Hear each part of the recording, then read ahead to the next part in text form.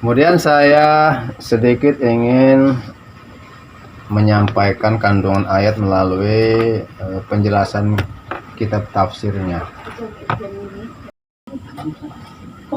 Tadi itu wa in kuntum ya.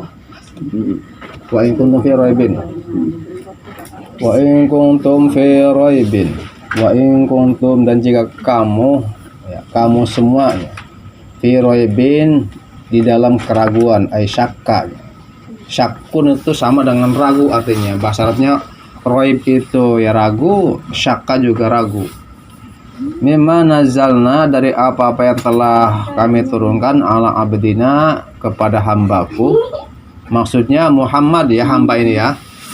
Kepada hambaku Muhammad, minal Qur'ani, dari jenis Al-Qur'an, annahu min indillah, bahwa sesungguhnya Al-Qur'an itu datangnya dari Allah. Al-Qur'an yang ada di Nabi Muhammad itu. Jadi ayat ini merupakan tantangan yang menantang kepada orang-orang kafir, pada orang-orang munafik ya. Ya kata Allah, katakan Muhammad, so kalau kamu ragu dengan kebenaran Islam, dengan ragu kebenaran Al-Qur'an, mimma nazalna ala abdina fa'tu bi suratin, maka datangkanlah satu surat saja, mimithli, yang sama isinya dengan Al-Qur'an. Nah, ini tantangan Allah kepada orang-orang yang meragukan kehebatan Al-Qur'an, keistimewaan Al-Qur'an ya. Ay munazzili wa minal bayani ay hiya mithluhu fil balaghati wa hasunan nazm. Dari penjelasannya, maksudnya dari segi balaghahnya. Balaghah itu gaya bahasa, dan bagus susunannya ya. Wal ikhbaru anil ghaibi, dan mengabarkan kepada hal-hal yang gaib. Jadi isi Al-Qur'an itu memang indah. Al-Qur'an itu, coba misalnya qul huwallahu ahad Allahus samad lam yalid wa lam yulad, semua ujungnya. Qul a'udzu birabbin nas, malikin nas, ilahin nas, sin semua tuh. Iya. Sehingga orang Arab jahiliyah pada waktu itu menyangkanya Al-Qur'an itu syair Nabi Muhammad. Memang boleh, memang hebat Muhammad ini syairnya. Karena memang pada waktu itu yang masih gandrung itu, yang lagi tren itu di Arab Quraisy itu syair berpantun begitu. Kalau dulu kita kecil kan 4 kali 4 16 ini. Sempat dan sempat harus dibalas. Terus uangnya lagi. Iya, pakai surat ya. Beribu-ribu pohon beringin ya. Kayak apa itu, bintang di langit. Hanya satu pohon beringin. Beribu-ribu wanita cantik, hanya kamu yang kuingin. Itu syair. Angkatan kita itu. Angkatan paus sama angkatan kita.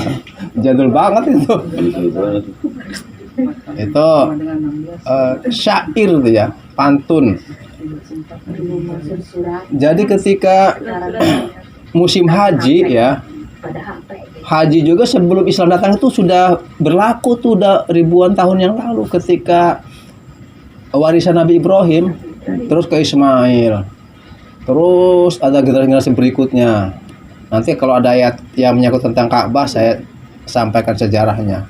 Mengapa dari penyembahan tauhid kepada penyembahan berhala? Nanti ada konteks ayat tentang, ada tentang Nabi Ibrahim itu. Surat Ibrahim itu ada. Nah, itulah kehebatan ya. Setiap haji itu pantun, membangga-banggakan keturunannya. Oh, saya Anu bin Anu yang dulu tokoh di suku ini. Orang Arab itu membangga-banggakan bapak-bapaknya, nenek moyangnya. Oh, saya ini Anu bin Anu yang dulu pernah membebaskan tawanan ini. Jadi ibadah haji itu untuk ajang prestise, untuk ajang pantun, untuk mengundi nasib di situ tuh. Di Ka'bah itu kan dilarang tuh mengundi nasib itu.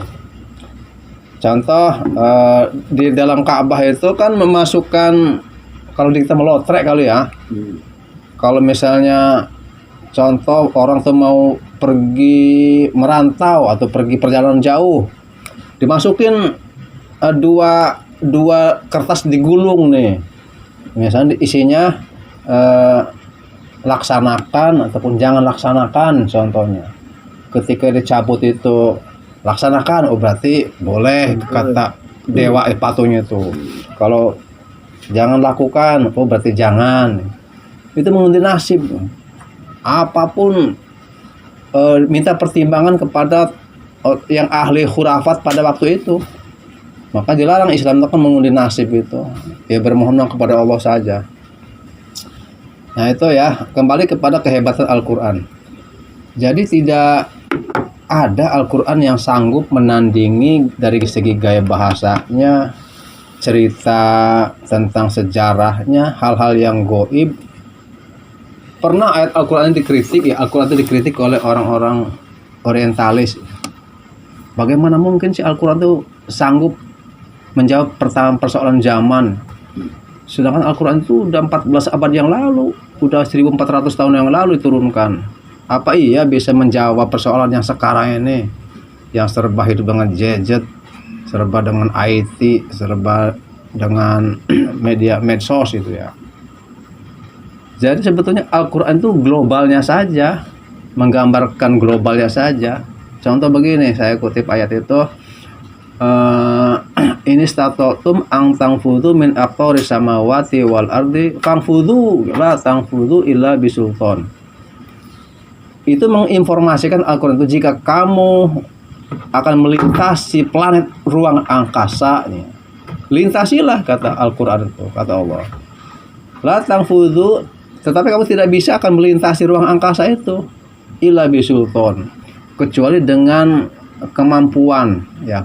Sultan itu kemampuan. Nanti setelah direnungkan itu kan, oh ada ternyata orang tuh terdorong untuk membuat pesawat terbang, pesawat untuk menembus ruang angkasa kan, ada di planet, orang siapa tahu nama-nama planet. Nah itu sugestinya, motivasinya dari Al-Quran sebetulnya mah. Cuman umat Islam kadang-kadang tertinggal dalam hal menggali ayat-ayat yang dimaksud di dalamnya. Umat Islam kebanyakan ayat-ayat itu dijadikan jimat, dijadikan asihan gitu ya, wapak, iya pelet. Jadi tidak, apa sih yang dikandung dalam ayat ini nih? Ya sebetulnya Al-Quran segala ilmu kan mengandung, ya untuk pelet bisa, untuk ngejalin orang juga bisa, tergantung bagaimana menggunakannya ya. Tetapi kan itu kan tidak boleh dalam hal-hal yang bertentangan dengan akidah. Nah, itulah kehebatan Al-Quran. Sampai Allah tuh menantang, coba datangkan satu surat saja lah, nggak usah satu juz, satu surat saja atau satu ayat saja ya. Nah kemudian wad'u syuhada'akum, dan ajaklah para sekutu-sekutumu nih. Maksud alihatakum allati ta'budunaha. Ajaklah kamu bersekongkol orang-orang yang kamu tidak percaya, bahkan orang-orang yang Tuhan-Tuhan kamu yang kamu sembah itu sok untuk menciptakan Al-Quran. Ya mana mungkin patung bisa membuat Al-Quran. Ada sebuah anekdot tuh, ketika Nabi sahabat-sahabat Nabi masih musyrik, Abu Bakar, Umar gitu kan, waktu itu masih musyrik sebelum ada Islam datang itu. Ya biasa ketika duduk bersama begini nih, duduk bareng nih, akhirnya Pak saling sindir itu, gimana kamu dulu itu? Kata Umarnya, waduh dulu saya bikin patung dari roti gitu ceritanya. Ya karena saya lapar, saya makan lagi roti itu gitu. Oh berarti Umar makan Tuhan dong gitu. Oh pada segar ketawa. Jadi kehidupan Nabi Muhammad, para sahabat itu rileks gitu tuh.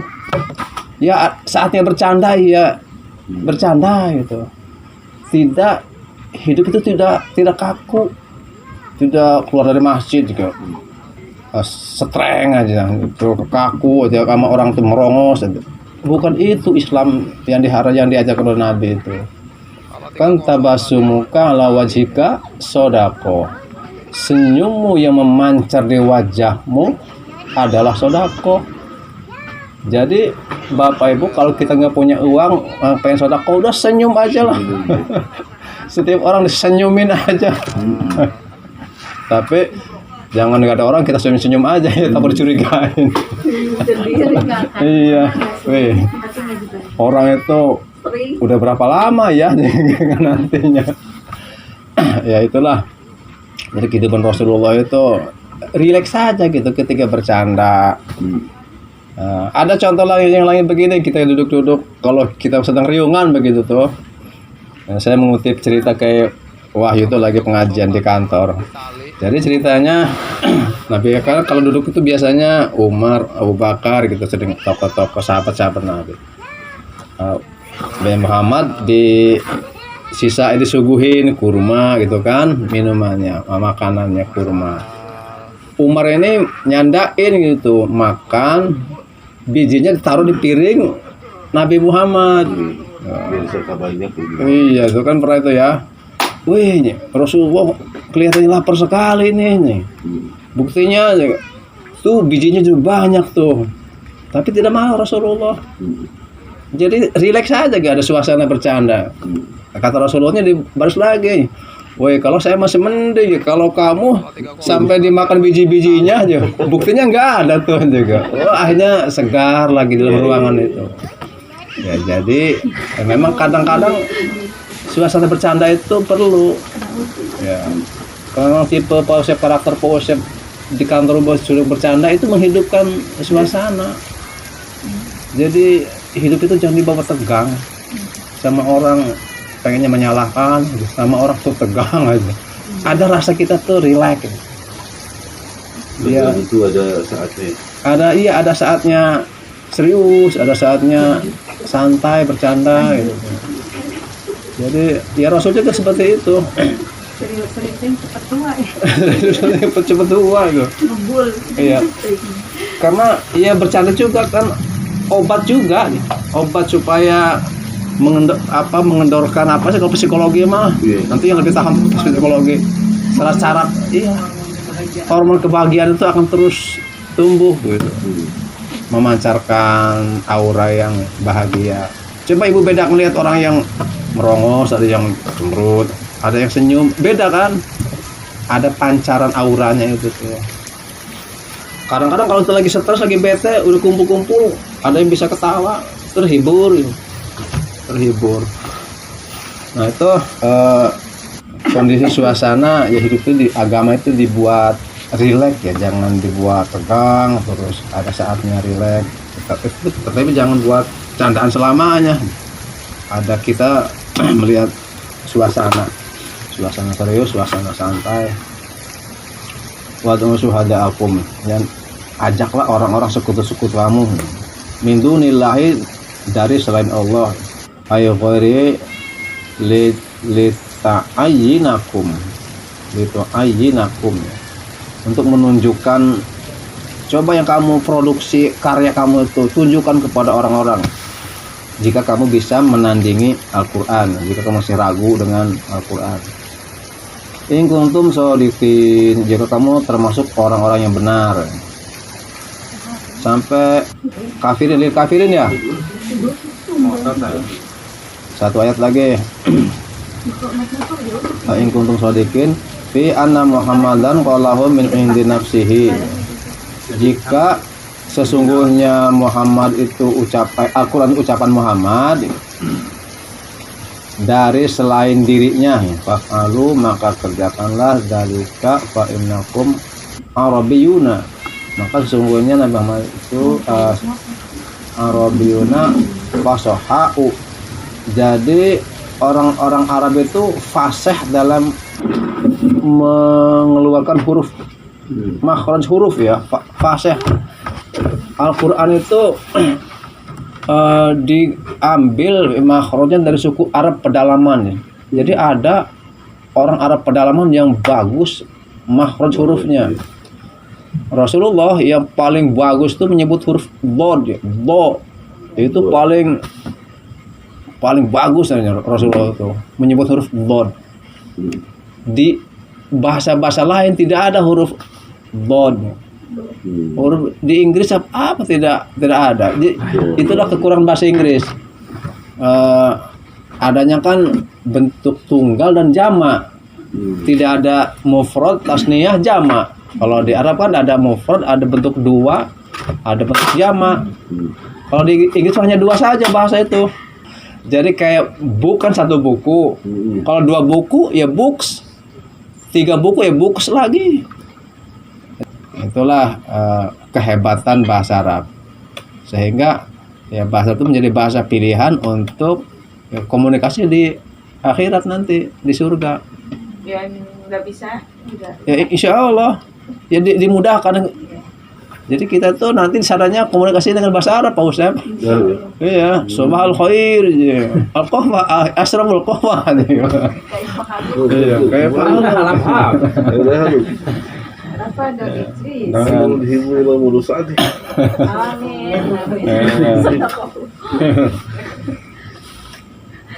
Orang Arab makan dan ceritanya ada orang wisata dari kita yang nggak ngerti bahasa Arab. Orang-orang Arab tuh nanya tuh ya, min ain ila ain, maksudnya mau kemana dianya ihdinas siratal mustaqim, maksudnya tunjukkanlah jalan yang lurus kan bener aja artinya itu. Berarti kata orang Arabnya orangnya tersesat berarti ini barang istilahnya ngomong apa kalau dia mau ke Masjidil Haram nya orangnya siratal ladzina an'amta 'alaihim ghairil maghdubi 'alaihim waladdallin, amin. Jadi dia tuh tidak bisa tapi gengsi kalau mengaku nggak bisa itu. Ihdinas siratal mustaqim. Pakai Al-Fatihah aja ngomongnya. Iya. Oh, akhirnya orang Arabnya kayaknya, mangga Syekh tafadhol ya. Kayaknya orangnya udah fasih bahasa Inggris, bahasa Arabnya ini. Padahal tiap hari sholatnya baca Al-Fatihah. Satu ayat lagi. Fa'ilam taf'alu, ya, maka jika kamu tidak mampu untuk mendatangkan, untuk membuat perumpamaan sama seperti Al-Quran, maka kalau ajazikum, apa yang telah disampaikan tadi untuk melemahkan, walan taf'alu, dan pasti kamu tidak bisa, kata Allah juga, dzalika abadan li zuhuri i'jazihi i'tiradi. Tentang kehebatan Al-Quran itu ya selamanya tidak ada yang sanggup menandingi bagi kehebatan Al-Quran itu tuh, dari segi gaya bahasanya, dari segi kandungan ayatnya, menerangkan tentang hal-hal yang gaib, menerangkan keadaan surga, neraka, belum ada. Tentang ekonomi juga ada lah Al-Quran. Tentang pertanian, tentang antariksa. Kalau di kitab-kitab yang lain seperti kitab Injil ya, kitab-kitab Yahudi, padahal kan menerangkan tentang kebaikan hidup, tentang berbagi. Tetapi ketika berbicara dengan masalah ekonomi, dia menganut ekonomi liberal, ekonomi kapitalis. Kalau Islam kan ekonomi Islam, hukum Islam, terus fikihnya fikih Islam. Jadi Islam itu adalah sebuah sistem hidup yang mencakup seluruh aspek-aspek sosial, aspek politik, aspek agama. Jadi kelemahan kitab Injil tidak bisa menjawab persoalan ekonomi. Makanya tidak, ketika orang-orang Kristen itu diskusi tentang ekonomi, dia menganut paham ekonomi kapitalis kan, ekonomi komunisnya. Terus fattaqun narol lati, ya fattaqu, maka takutlah kamu ya, ataupun bertakwa kamu bil imani billahi, dengan beriman kepada Allah, Wa nahu karena sesungguhnya Allah laisa min kalamil basyari. Karena sesungguhnya Al-Qur'an itu bukan ucapan manusia. Ya. Al-Qur'an itu bukan ucapan Muhammad yang dituduhkan, yang disangkakan oleh orang-orang Arab itu. An-narul lati waquduhan nasu, takutlah kamu kepada neraka yang bahan bakarnya neraka itu adalah manusia. Ay al-kufaru, maksudnya orang-orang kafir. Jadi bahan bakar di neraka itu adalah orang kafir. Kalau dulu mah para ustadz yang dulu tuh menyederhanakan bahasa ini, kita itu seperti singkong yang direbus, ya bahan bakarnya orang kafir. Jadi, iya, pencernaannya itu simpel sekali orang ustadz dulu itu. Nanti ketika kita disiksa itu kayak singkong aja gitu, udah matang mau diangkat ya. Ya maksudnya sama gitu, berarti bahan bakar itu orang-orang kafir. Wal hijaratu, dan bebatuan, bahan bakarnya tuh bisa batu, orang-orang kafir. Ka aslamihim, seperti patung-patung mereka. Minha, yakni annaha mufritatun, sesungguhnya mereka itu adalah sia-sia. Bima dzakara lingkari dunia tattaqidu bil hawbi wa nahwihi, dari bahannya dari dunia, kemudian bahan bakarnya dari hatab itu apa sih itu artinya itu kayu bakar ya, hamalat hatab itu, dan seumpamanya.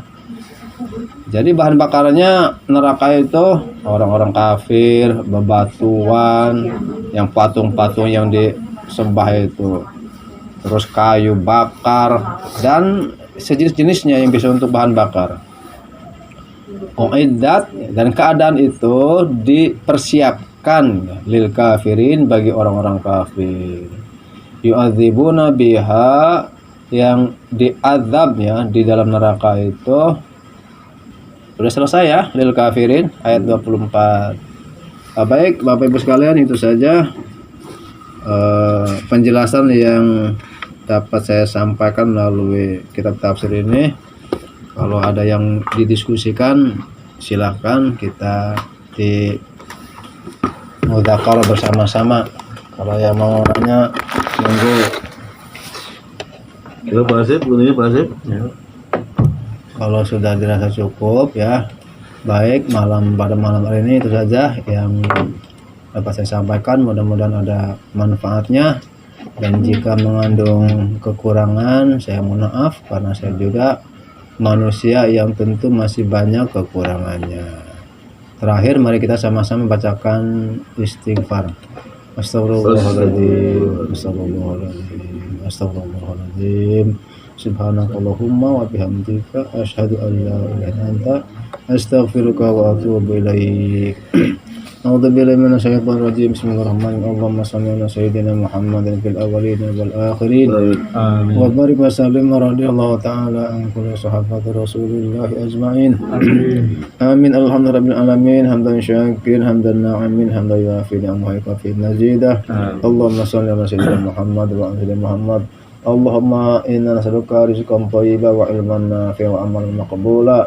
Allahumma ij'alna min ahlil ilmi waj'alna min ahlil ibadah waj'alna min ahlil mal waj'alna min ahlil sadaqah. Allahumma inna nas'aluka ilmal ulama'i wa siyasatal muluki wa hikamal hukama'i wa syurna yaumal qiyamati ma'an nabiyyina Muhammadin sallallahu alaihi wasallam wa sahabati wa syuhada'i wa sholihin ulaika kana rafiqa. Rabbana atina fid dunya hasanah wa fil akhirati hasanah wa qina adzabannar walhamdulillahi rabbil alamin. Wassalamualaikum warahmatullahi wabarakatuh. Waalaikumsalam warahmatullahi wabarakatuh. Wah.